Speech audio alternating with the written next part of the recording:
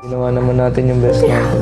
Wala, nafe-feel bad lang ako kasi nag-try kayo na Justin pero ako natalo ako kay Kiara. Hindi mo mabalik yung love team natin. Ay naman, Mitch. Lahat naman tayo Sa akin, nagkakamali. hindi mo mabalik yung love team natin. Ayun.